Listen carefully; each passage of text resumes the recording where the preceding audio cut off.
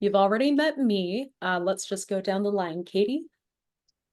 Hi, I'm Katie C. I work a lot with the Brownfield assistance outside of West Virginia, in addition to providing assistance here at the Brownfield Assistance Center at WVU. We also partner with Marshall and provide that assistance to help communities navigate the Brownfield redevelopment process throughout EPA Region 3. I I am also from West Virginia, and my background is in city and community planning. And I am Seth Cardwell. I'm the Community Development Associate on the team, also out of Morgantown. I feel like I'm kind of a catch-all in our office. I feel like I do a little bit of work anywhere at any time. I've been here for about a year and a half now. I grew up in Southern West Virginia in McDowell County, and my background is in public administration. Hi, I'm Jared Stewart. I'm the other community development associate on this team. Again, I kind of do a little bit of everything, especially our bad buildings program, which we'll be talking about a little later. My background is in economics and DEP with water restoration projects, and I'm originally from Pennsylvania. And hi, folks. I'm George Carrica. I'm director of the West Virginia Brownfields Assistance Center at Marshall University, and I've been here since the Brownfield Centers were initially created way back in 2005. So I've been doing this a long time. My background's in the environmental arena, so I'm the environmental geek of the bunch, and happy to have everybody here today with us. Thank you all. We are recording today's session, and that link will be sent out along with the slides after. We will also be monitoring the chat for questions, so feel free to pop those in at any point. And then I believe, Seth, you are our first speaker. Here I am. So I am just going to jump into getting us started with some of the bare minimum basics. So what is a brownfield? The US EPA defines a brownfield as real property, the expansion, redevelopment, or reuse of which may be complicated by the presence or potential presence of a hazardous substance, pollutant, or contaminant. Next slide, please. So that's to say, where are brownfields? They're everywhere. Once you learn what a brownfield is, you'll learn how to identify them. They are gas stations, they are glass factories, they are steel mills, formerly mined lands, dry cleaners, abandoned schools, and more. There are more than 450,000 estimated sites in the United States per the United States EPA, though there is no official count on that number. Next slide, please. And as Becca says, once you learn to identify brownfields in pop culture, you'll realize that they appear everywhere, and you'll start realizing, you'll be in your car and you'll be like, oh, there's a brownfield. Oh, there's a brownfield. Or anytime you're watching a TV show or a movie, you'll suddenly start realizing that they appear everywhere. Next slide. And the benefits to addressing brownfields. Addressing brownfields have a lot of benefits for our communities. They can turn health and safety liabilities into community assets. They can eliminate eyesores in the community. They increase property values, both of the site and adjacent sites. They create new local jobs when they're redeveloped. They enhance economic and tax-based development in areas of redevelopment. They link economic vitality with environmental benefits by getting rid of those contaminants on the site, and they support sustainable land use by preserving green space and preventing urban sprawl. And we've got a handy dandy little chart here from our folks at the EPA that shows you and walks you through the brownfield process, walks you through all of the steps from identifying the site to redevelopment, lets you know that community involvement is there throughout every step of the process. And those little letters on each step of the process have indicators down there at the bottom, and those tell you whether or not targeted brownfield assessments, at what stage that applies. That's a technical assistance program that's available through the EPA. And they also tell you at what steps which of the grants can help with. So they have assessment, cleanup, revolving loan fund, and multipurpose. They're identified at the bottom, and whichever step that appears on is where those can come in the process of redevelopment. And I'm going to kick it over to Jared to talk about where a community begins. Hey, so yeah, talking about, so once we kind of get an idea of what brownfields are, where do we go from there? Next slide, please. All right, so usually, light hands make, or many hands make for light work, right? So we need to get a group of people together that can help us when we are trying to identify properties that may need addressed. Who should be on your team? Can be, local government officials. It can be community leaders, religious leaders, things like that. What do they bring to the table? We really want a wide variety of skills. A lot of our communities have had someone who has some sort of construction experience or something like that, which helps when we are surveying properties and trying to evaluate what condition they're in. Next slide, please. And then, so your redevelopment team will consist of brownfielders, which are our brownfield assistance centers. We have the 2 here in West Virginia, and we can help at pretty much every stage, whether that is, again, where do we start, creating an inventory, just helping to educate about brownfields, what they are, where they are, things like that, and then all the way through helping to acquire grants and other technical assistance associated with that. We also have state environmental agencies. Here that'd be the West Virginia DEP and as well as EPA. And we work with all these agencies, the Brownfield Assistance Centers, to get you all the help you need.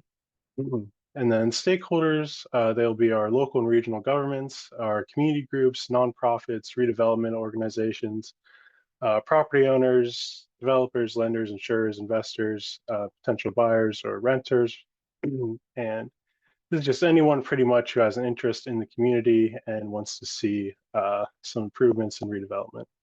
And then other members of the team can be peer communities with brownfield redevelopment experience.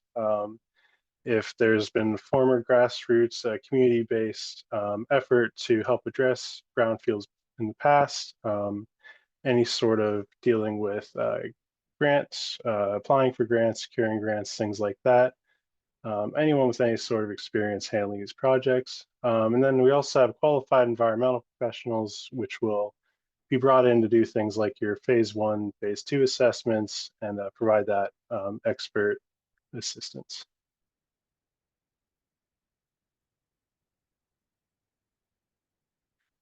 So some of the services we provide to help you get started with addressing your brownfields are our inventory support program, which kind of a version of that is our bad buildings program here in West Virginia.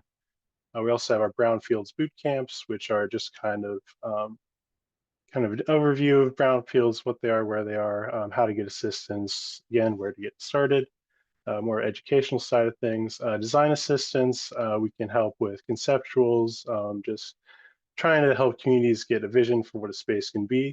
And then we offer other various services as well. Again, every step of the process, we can be there to help you all out, whether that's finding money, creating inventories, anything like that.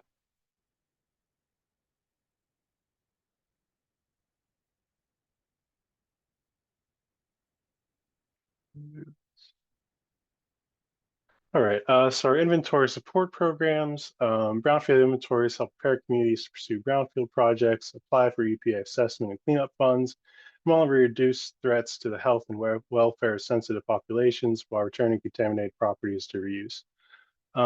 So again, these programs are just kind of, we provide the tools and any assistance necessary to get a list of properties together, help to prioritize those properties and help communities kind of track down some resources to then address these properties.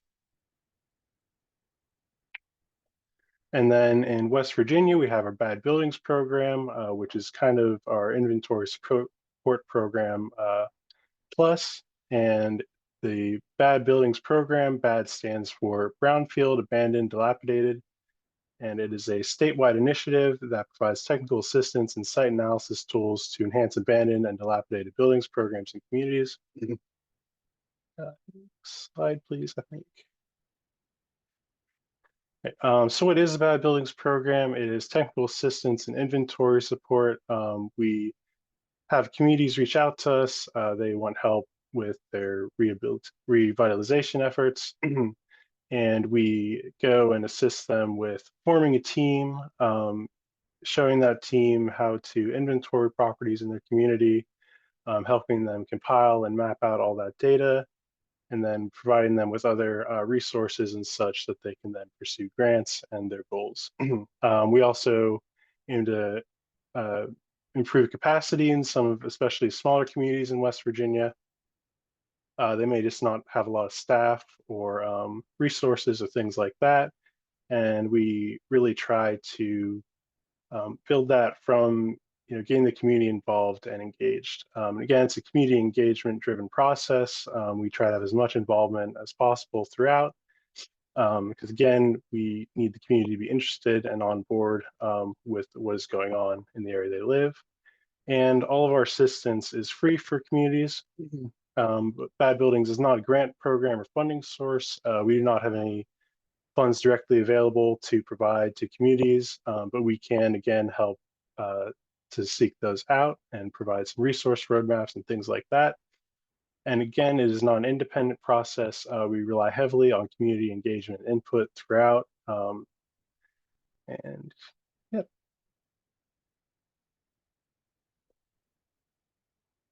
The key principles of the Bad Buildings program, it's an effective local efforts include the involvement of a variety of community stakeholders throughout each step of the Bad Buildings process. Again, we want to have as near a complete picture of what the community envisions for their area, what to do with all these buildings, things like that, as much as possible.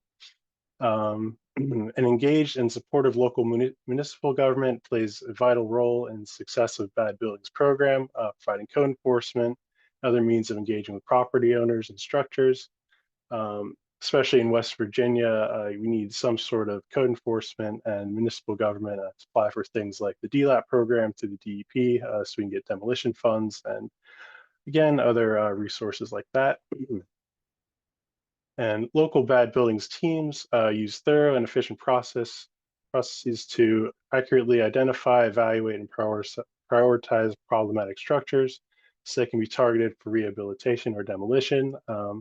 That is where the inventories come in, and we again work with the community to get lists of those properties together, map them out, and kind of figure out where to start from that list. And then finally, community stakeholders determine priority criteria in order to efficiently employ available resources toward properties and sites that will have the highest positive impact towards meeting community visions.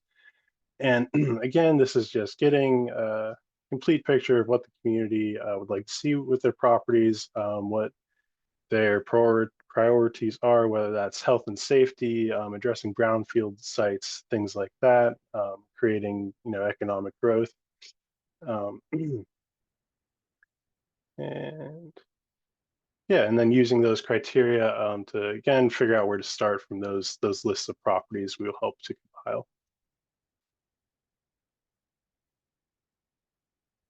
So what are the benefits of surveying? It's a comprehensive visual inspection review.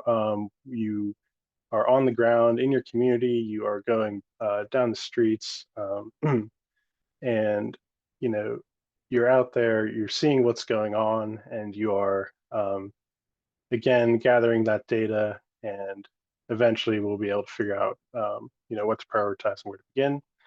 It provides a better understanding of blighted properties. A lot of these inventory days, we will run into either neighboring property owners or things like that, and they'll kind of, give what they know what's going on with their property.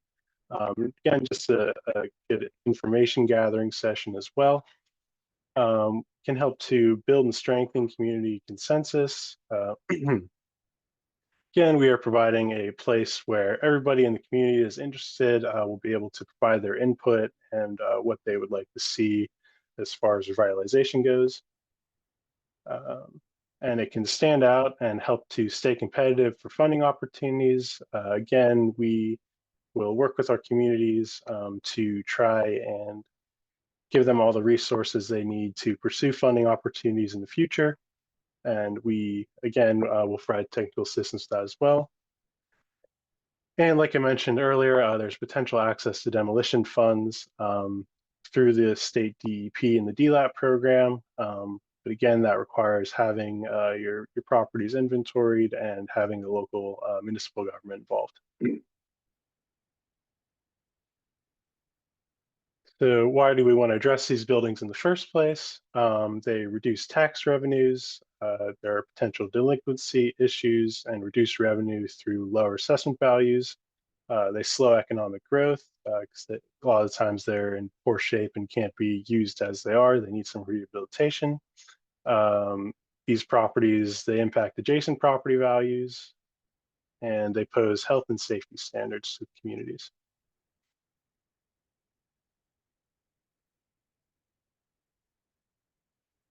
So how are these surveys conducted? We use an app called Regrid. It's an online property mapping tool, which syncs county assessor and all other sorts of publicly available data. It's really user-friendly. I've used it a couple times and all the features are pretty self-explanatory. It's really easy to navigate. But we use this, you go into the app and you're able to add a survey to each selected property and add notes, pictures, everything like that. And that helps us to create a living inventory.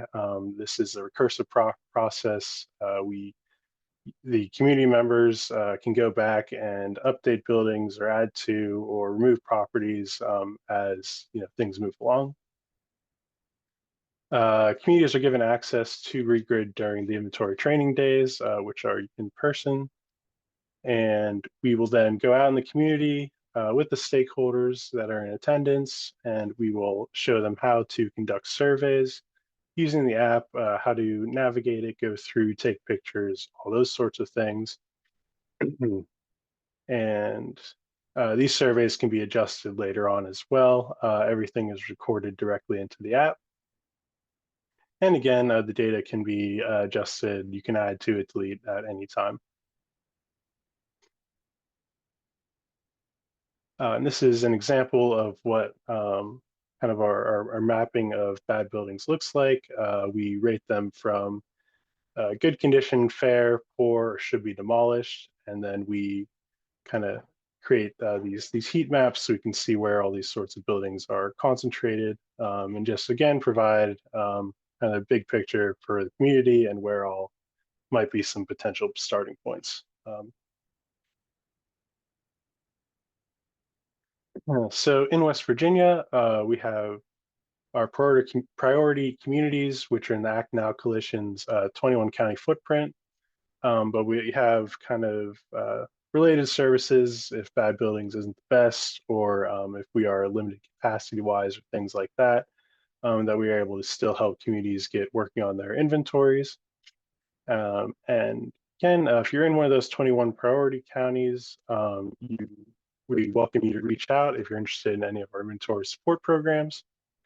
And it's important to note that bad buildings is on a first come, first served basis. We are currently working with a number of communities, but we will maintain regular communication until we have the capacity to help your community.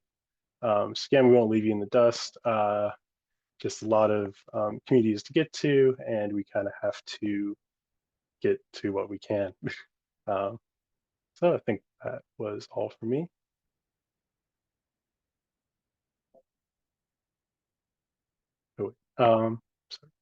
And if your focus is on brownfields specifically, again, we have an inventory support program. I think I mentioned this earlier, but it's just helping communities to prepare to pursue their brownfields projects and apply for EPA assessment and cleanup funds. Again, we will help to build capacity. Again, there is no comprehensive list of brownfields in the United States, only estimates. So we are helping to help communities get those lists together on their own. And it shows the community what all they have to deal with, what they have on hand, and where they can potentially start using these, creating our target areas. Once we have our inventory together and we have our priorities set, we can then build interest and engagement around sites that we have kind of identified as our goals for redevelopment. And we can also, again, help you find those funding opportunities and help you apply to them also once we get that list together and finalized. And having these inventory and all this involvement with the Brownfield Assistance Centers, that helps to demonstrate that you have that vision, you have that drive, and you have the capacity to handle these grants and other funding sources and get the ball rolling on our redevelopment projects. And again, some funding sources like the EPA grants, they do require specific target areas and redevelopment goals.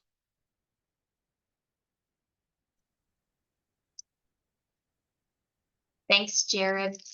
All right, so I'm going to discuss right now another way that we could provide some help to your community. One of those ways would be, in addition to certainly what you just heard from Seth and Jared, but another way could be a Brownfield boot camp.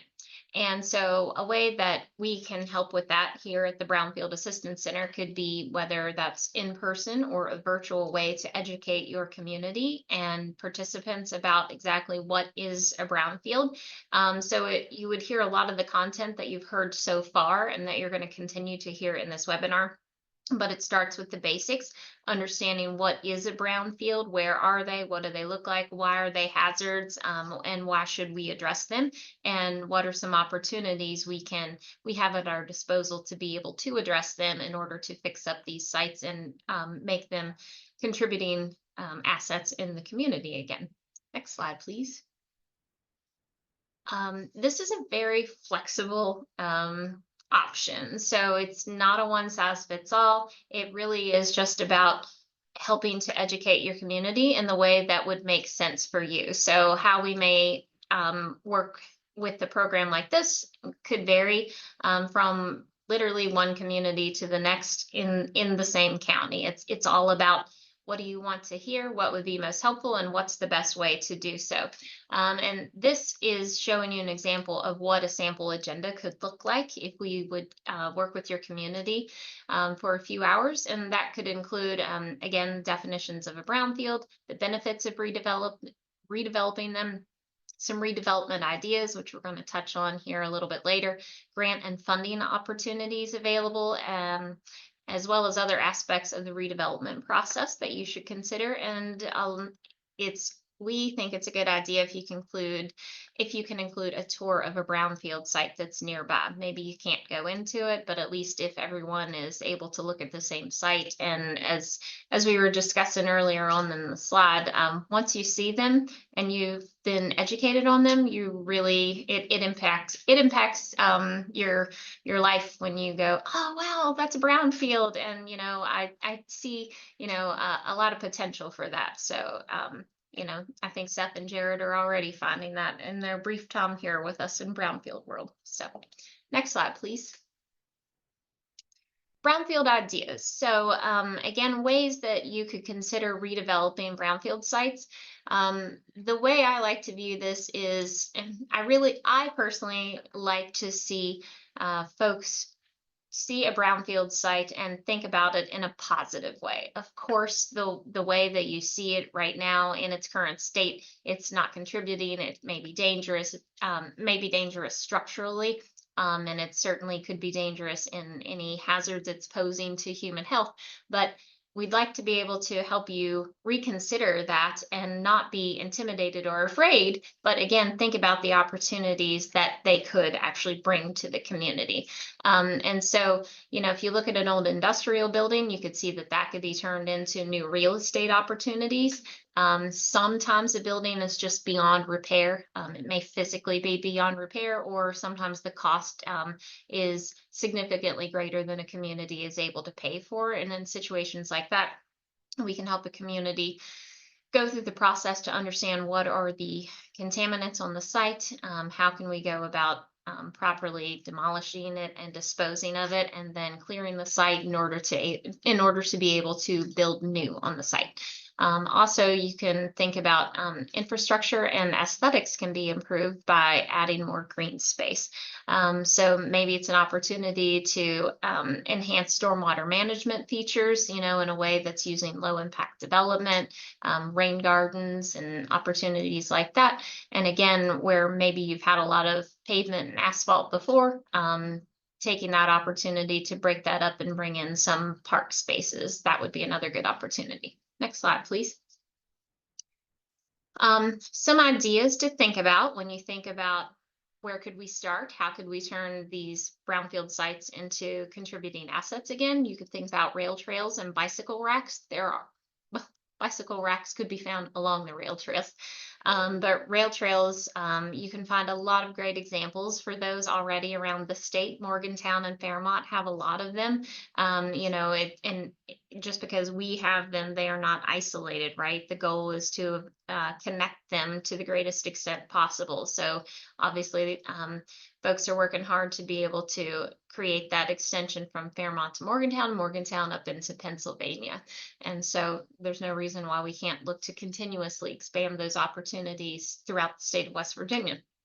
Parks and pocket parks, you could be looking at a bigger park to serve the entire community, or you could look for opportunities to take a half an acre site that maybe once had a building that had to be demolished and turn that into a small park to actually meet the needs for a community. Playgrounds and splash pads, we've also seen examples of that already around the state. We've got some communities working on examples of that. Ball courts and fields. I know the Eastern Panhandle has a good example of a recreational field that was once a brownfield site. Outdoor gyms, skate parks. I know Charlestown, West Virginia had that. It was once I think the old Maytag site, and it had been turned into a skate park for the local community. Community gardens and orchards. Now, this may have some caveats. You may need to think about or consider the option of whether the community garden can actually be placed in the ground, or if the soil may be a bit too contaminated, and maybe you need to look at some raised beds. So some research needs to go into that, but those are some opportunities. You could also see farmers markets and pavilions, kayak and canoe launches also have great examples of that already here, and fishing docks. So hopefully those get your gears turning and you can think about what you've seen that may have actually been a brownfield site and what you could possibly eventually see in your community.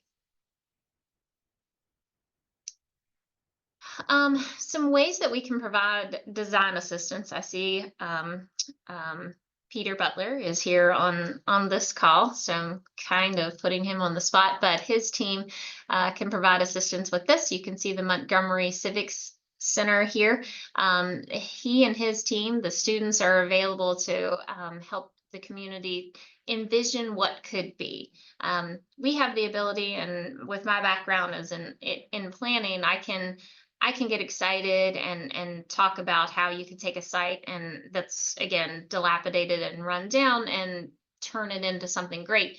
But a picture really is worth 1,000 words, and his team can help you if the project fits and if the opportunity is right. His team has the ability to be able to show you an example like this to how you could lay out a site, where you could put the parking, how you could incorporate landscaping features, and have that fit in with the actual building or the feature that you want to have, whether that's an amphitheater or again, a physical building, and look for some community spaces around that. So again, if this is something that could be beneficial, we would definitely want to put you in touch with Peter's team if he hasn't already worked in your community. They do a lot of work throughout the state.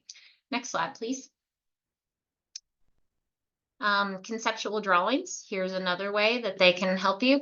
Again, this is a great example because if you look in the top left-hand corner, this is an existing, I think it looks to me like it's an old motel, but you can see how you can take the opportunity to enhance the building itself, add some features that make it more visually appealing.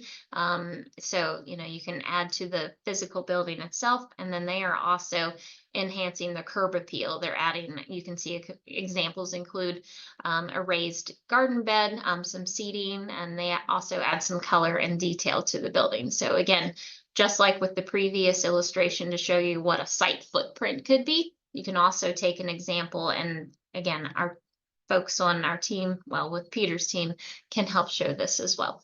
Next slide, please.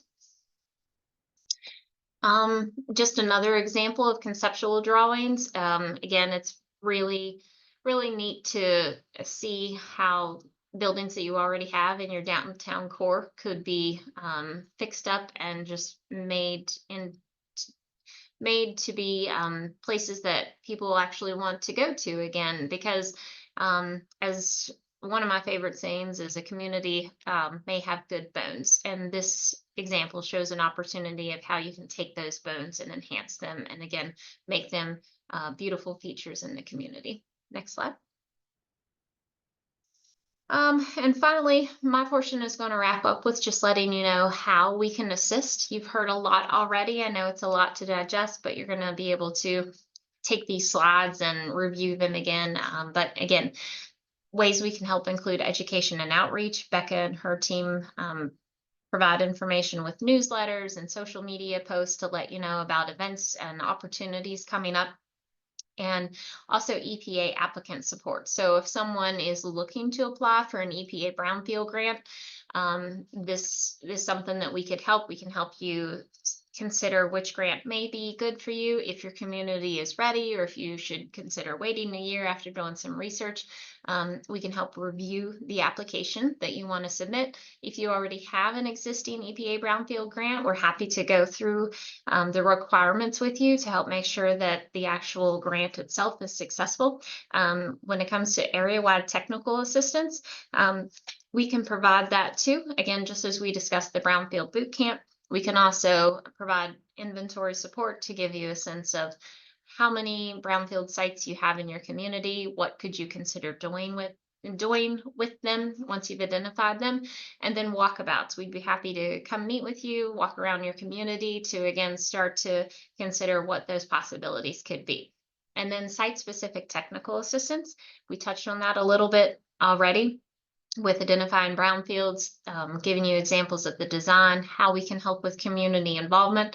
That's a really important piece when you're looking to apply for some grant funding. They want to know that you are involving the community in a meaningful way, so we can help with that. And we can also just provide guidance and consultation for those important processes along the way. And with that, I think it's George's turn. Thanks, Becca. Thanks, Katie.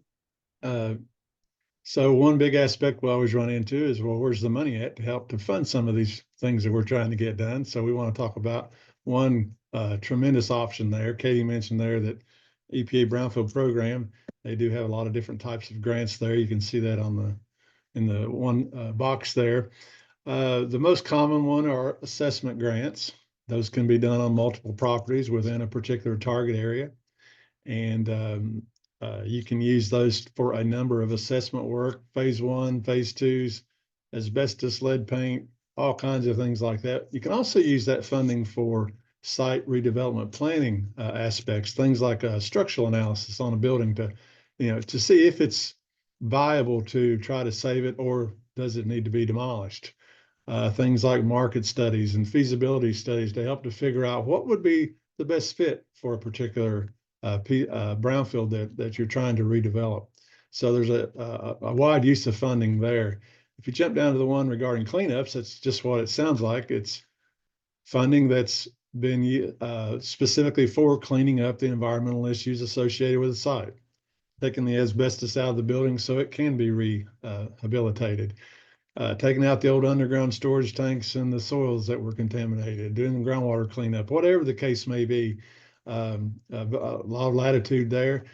Just keep in mind on cleanup grants, the applicant must be the owner of the property, and we have to make sure you're eligible. So if you're looking down that road, please keep us in the loop on all that, so don't run into any issues with that. The top one there, the multi-purpose one, that is not one that comes out every year, but it's actually a combination of assessment and cleanup. So you can use some of your funding to do the assessment work and site redevelopment planning and related aspects. And then you have the second phase of it, you can do actual cleanup work. The one there in the middle, the revolving loan fund, that's not for the faint of heart.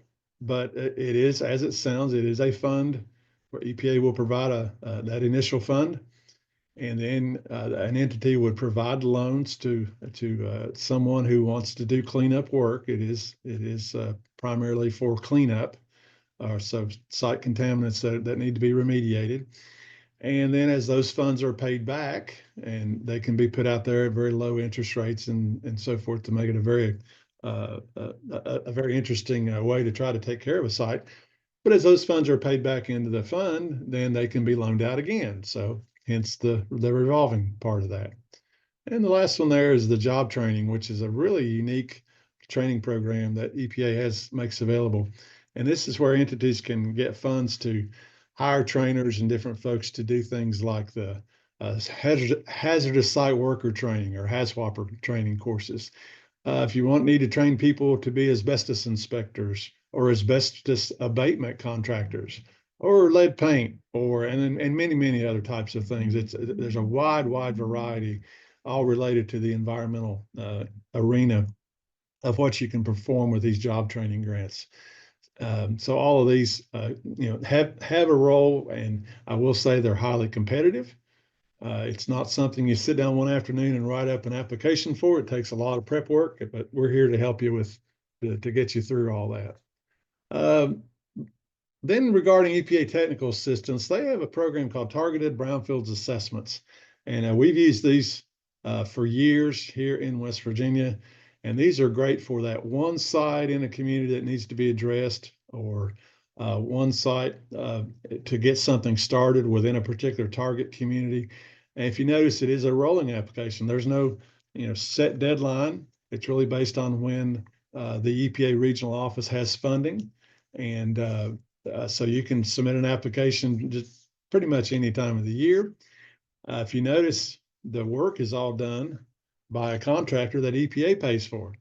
So the little town or the county doesn't have to take care of it and then get reimbursed or anything like that. It's actually the contractors there doing the work for EPA. And as you see, you can do various site assessment related activities, and you can take it all the way up to the cleanup stage. So all the cleanup planning and related work that has to go into it as well can be included in these targeted brownfield assessments, or TBAs. Go to the next slide, please. Thanks. So these TBAs can really help to jumpstart projects and get things moving within a particular. Again, we've used this funding source for a number of years on a variety of projects around the state. And as you can see, it's open to your small towns, your county agencies, various municipalities, and quasi-governmental entities that are out there.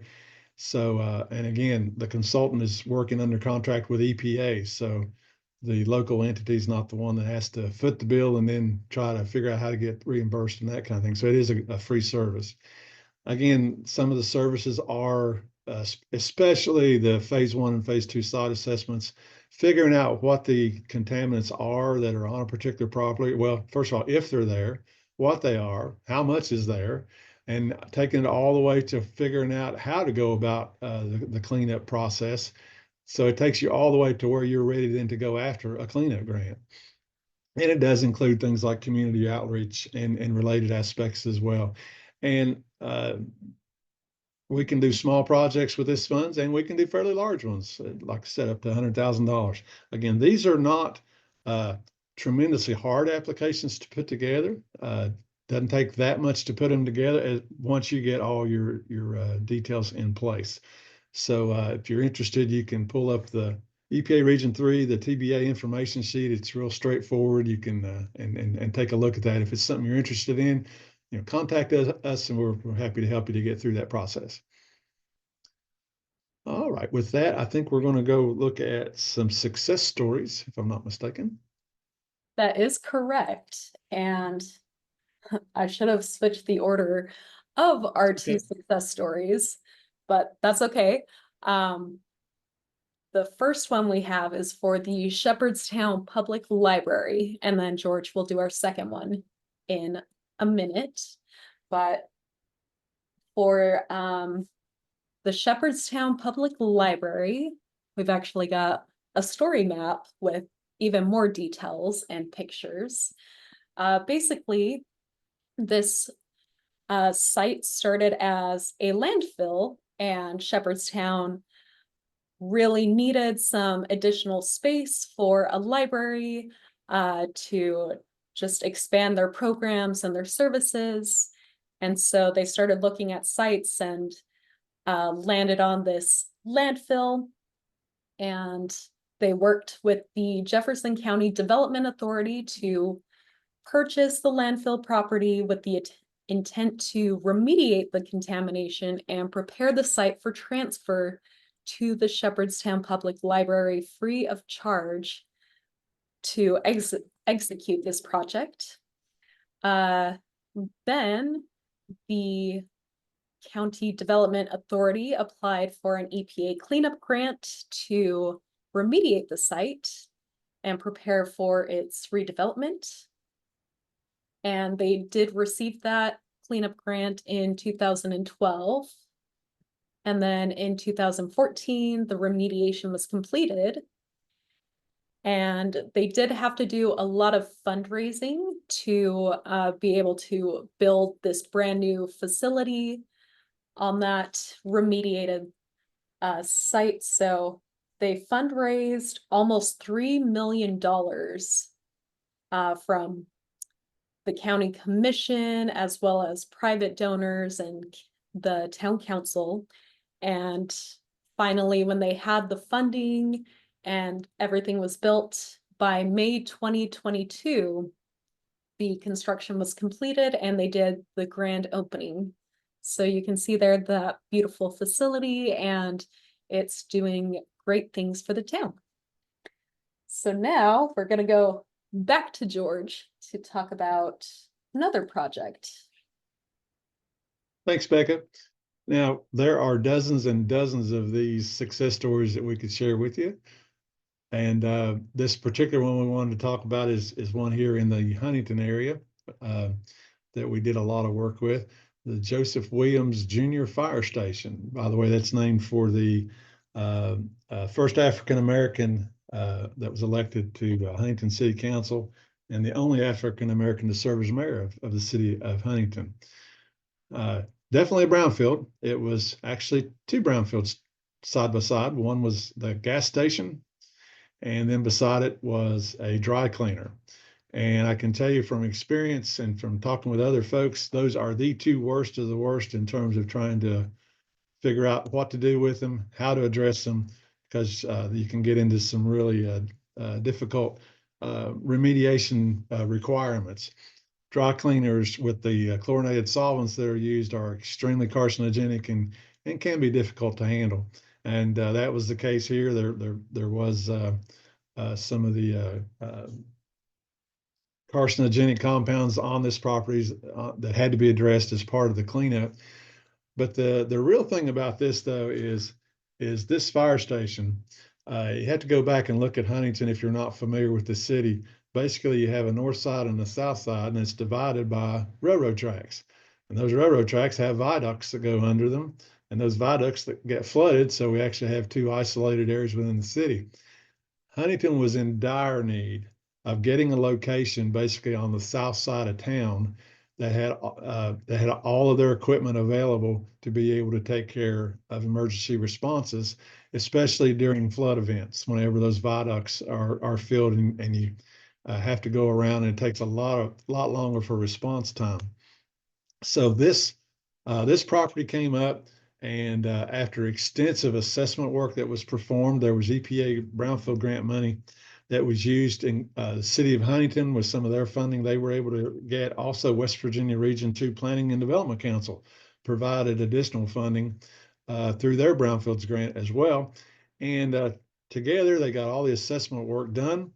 And then the site was then put in the West Virginia DEP's voluntary remediation program.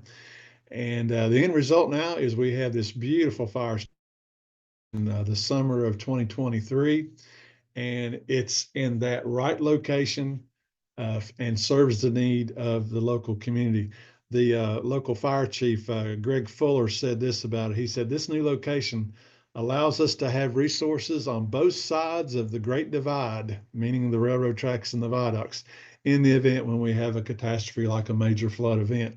So it said it decreases the response time, et cetera. So that's the thing about these brownfields. Some of them are in just the right location for something new that needs to be put there, and they can play that role. So a great success story there. We've got dozens more, but we just wanted to share a couple of those with you here today.